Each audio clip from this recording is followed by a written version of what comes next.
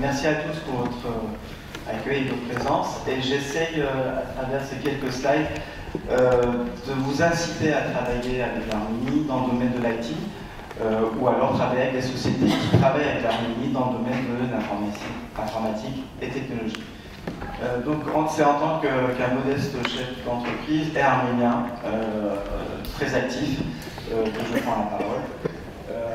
Ma société a été créée il y a 10 ans maintenant, avec une dizaine de salariés à Vélizy, 35 salariés en Arménie, dont 25 à Erevan et 8 à Gümrü. C'est à environ 2h30 de trajet d'Erevan. Et on intervient dans 4 domaines principaux. Le premier, c'est l'ingénierie des systèmes d'information. C'est un point essentiel parce qu'en fait, j'ai pu retrouver en Arménie des ingénieurs qui pensent et qui trouvent une solution. En France, on a plus l'habitude, surtout avec les ingénieurs et les clients avec lesquels je travaille, de penser, de se torturer la tête et finalement de pondre des documents sans forcément trouver de la solution. Dans l'Arménie, en quelques échanges de mails et quelques simples coups de fil, on arrivait à trouver facilement la solution. Le deuxième point, c'était dans le domaine de la création de sites internet. Il y a une dizaine d'années, c'était vraiment très innovant. Il fallait créer des sites internet. Maintenant, quasiment toutes les structures ont un site internet et il faut être présent sur la toile. Mais la particularité de l'Arménie, c'était ils ont trouvé la niche et ils se sont très vite accaparé le sujet et ils ont réussi à mettre en place cette vraie compétence qui existe en Arménie. Le troisième point, c'était le référencement. Un site internet sans notion de référencement n'a pas de sens. On peut avoir le meilleur, le plus beau site, si on n'est pas référencé, ça ne sert à rien. Et la force de l'Arménie, c'est que pour les sociétés où ils essaient de s'instaurer en Russie, ils ont une vraie culture russe et ils parlent couramment le russe et ils arrivent à référencer plus facilement des sites internet en Russie. Et enfin, on faisait de l'emailing de masse. C'était un quatrième point qui n'avait pas trop d'impact technologique avec l'Arménie, mais on a réussi à introduire cette notion-là.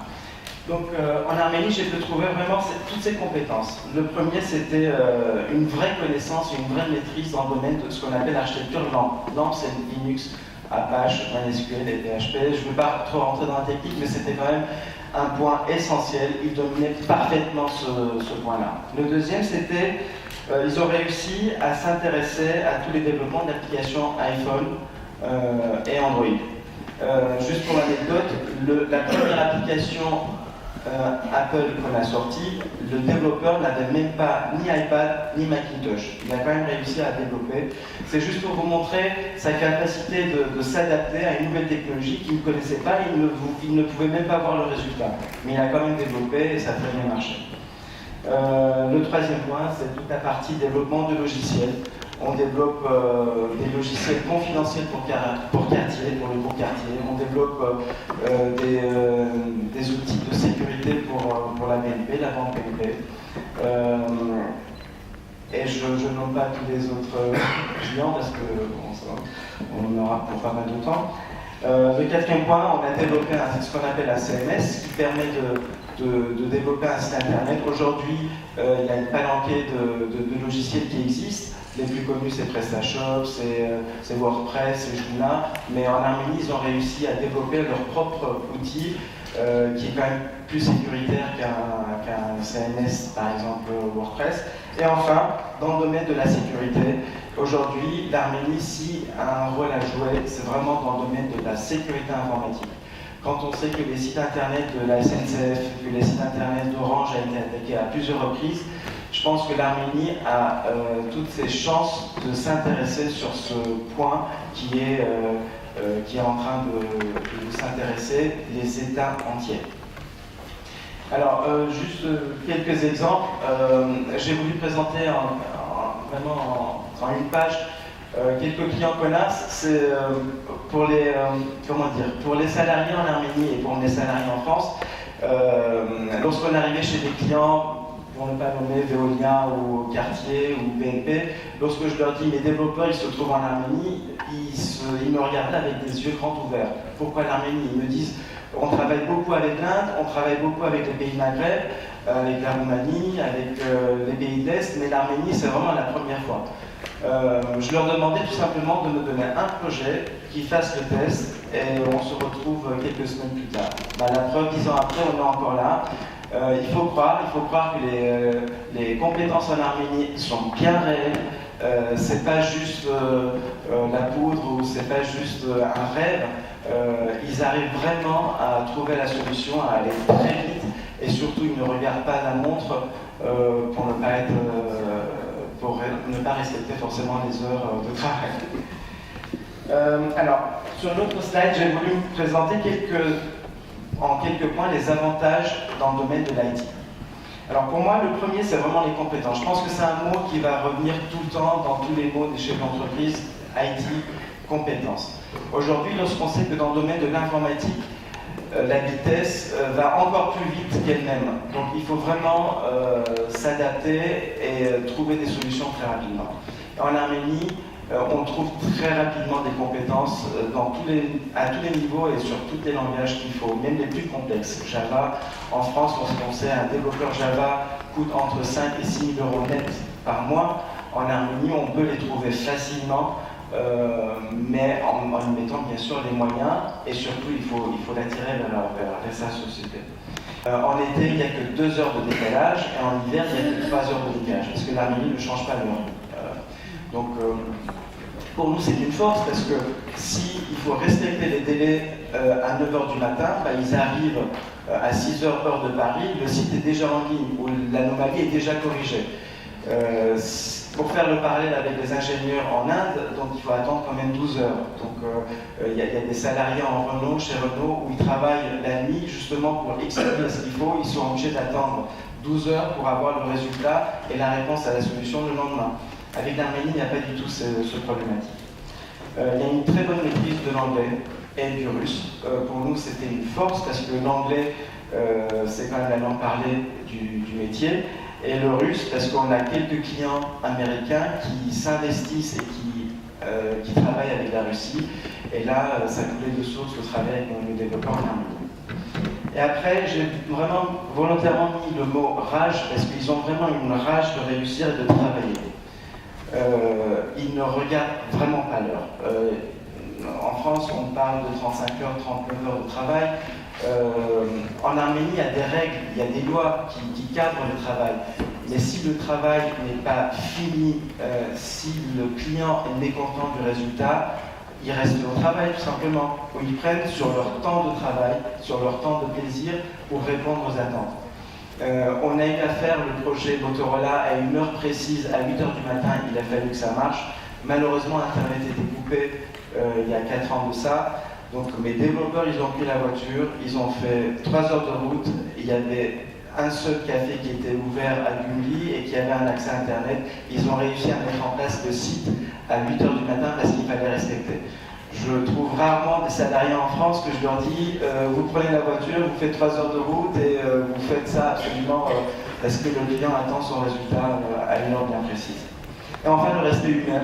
Le respect humain, c'est pas forcément quelque chose où les clients français recherchent, parce que le business, c'est le business. Mais par contre, lorsqu'on a affaire avec des salariés, lorsqu'on rentre au sein de l'entreprise, lorsque vous voyez que vos salariés se mettent debout pour vous saluer et pour vous dire merci, pour vous dire bonjour, c'est quelque chose où ça nous touche profondément. Et lorsqu'on voit ça, on se dit, ok, ça fait 10 ans que j'existe, j'espère que j'existerai encore 10 ans après. Et enfin, l'hospitalité, il m'est arrivé à plusieurs reprises d'emmener mes clients français en Arménie, et lorsqu'ils voyaient l'hospitalité, la chaleur et le respect, avec ces points-là, ils travaillent sur leur projet, ils se disent, pourquoi pas, on continue, et on continue encore et encore, et la preuve, ils y croient encore à l'entreprise. Alors, quelques clés de réussite. Malgré tout, c'est quand même important de vous partager les peines et les joies que j'ai eues. D'abord, il faut être bien conseillé, il faut être bien entouré. C'est pas tant dans le domaine de technique, c'est dans le domaine juridique aussi. La chance que nous avons, c'est qu'en Arménie, la loi est calquée sur la loi napoléonienne. Donc les deux lois entre les deux pays se ressemblent plus ou moins. Malgré tout, il faut avoir des sociétés qui s'y connaissent, des experts dans le domaine. C'est pareil partout. En France, si vous travaillez avec des structures de grosse taille, il faut s'entourer avec des avocats. Pareil en Arménie. Il faut commencer avec des projets concrets et de préférence des petites tailles. Ne prenez pas trop de risques. Commencez par un petit projet. Si vous voyez que l'impact derrière n'est pas flagrant, s'il est réussi, tant mieux, vous continuez avec le deuxième et le troisième. Après, il faut forcément avoir un responsable sur place. Il ne faut pas se dire l'Internet c'est virtuel, j'envoie un mail, je discute avec du Skype. Il faut avoir un local, quelqu'un de préférence qui parle le français. C'est pas obligé de parler l'arménien parce que, encore une fois, ils sont polyglottes. Ils parlent couramment et l'anglais et le russe et il y a quelques francophones là-bas, mais il faut vraiment avoir un responsable local. Après, il faut mettre en place des méthodes. C'est pareil partout. Tout à l'heure, vous avez parlé, François Jérôme, la partie des normes. J'ajouterais, il faut mettre en place une vraie méthodologie. En France, il y a une vraie culture écrite. En Arménie, il y a une culture, je développe, ça ne vous plaît pas, je jette, je développe un autre site, mais rapidement. C'est plus une méthode américaine, ce qu'on appelle un développement en mode RAD. En France, c'est vraiment l'inverse. Donc il a fallu expliquer comment il faut prendre les démarches, comment il faut avancer petit à petit et réussir le projet. Et enfin, il faut organiser les décalages horaires, même les 2 heures, les 3 heures, il faut les organiser.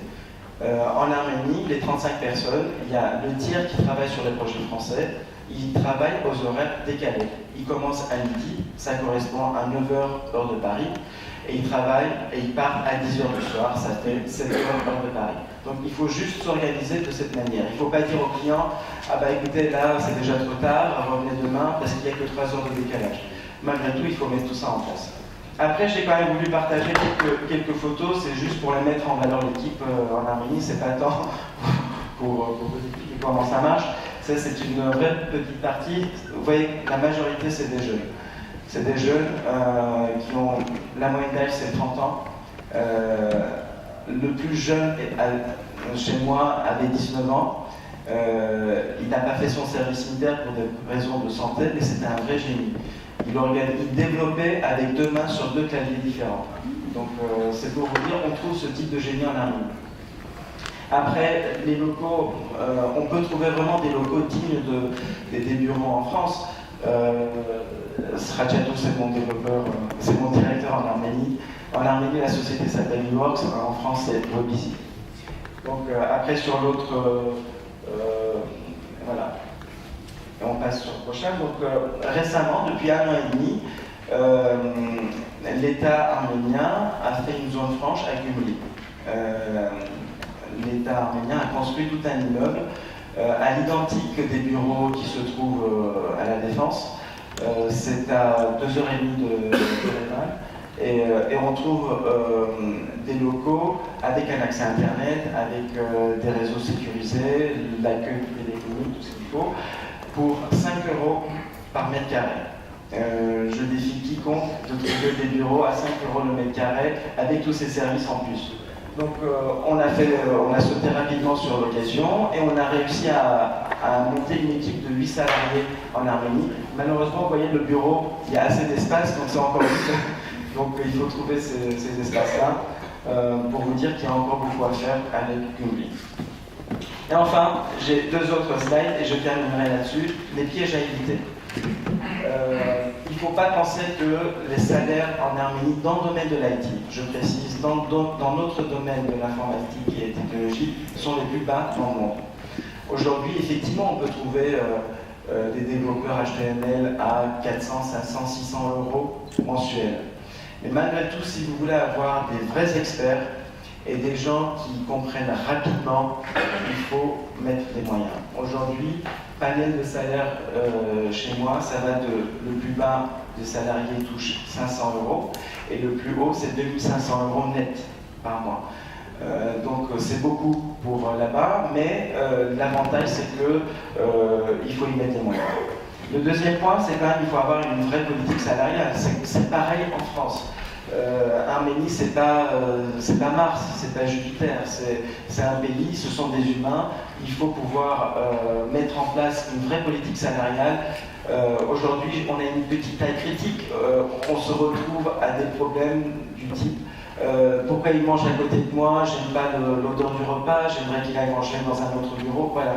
Donc toutes ces problématiques arrivent avec la tête d'une entreprise, donc il faut mettre en place un responsable des ressources humaines et des politiques salariales. Et après, une différence de méthodologie entre les deux pays, mais l'avantage c'est qu'avec les projets américains, on est beaucoup plus à l'aise. Et enfin, il faut fidéliser les salariés, parce que malgré tout, on a fait le compte en 10 ans, j'ai eu malheureusement plus de 70 salariés qui ont quitté la société pour aller dans un autre pays, pour ne pas dire aux États-Unis. Donc il y a beaucoup qui partent, qui quittent, et il faut les garder. Et il ne faut pas que les jeunes partent et quittent notre pays. Et je terminerai sur un proverbe de John Fitzgerald Kennedy qui dit « L'art de la réussite consiste à savoir s'entourer des meilleurs ». Moi, j'ai eu cette chance avec les meilleurs développeurs en Arménie. Tentez, vous verrez qu'avec un petit projet, pourquoi pas avec la structure qui travaille avec l'Arménie, vous verrez que vous ne serez pas déçus du résultat et ça vous donnera envie d'aller encore plus loin. Voilà, merci.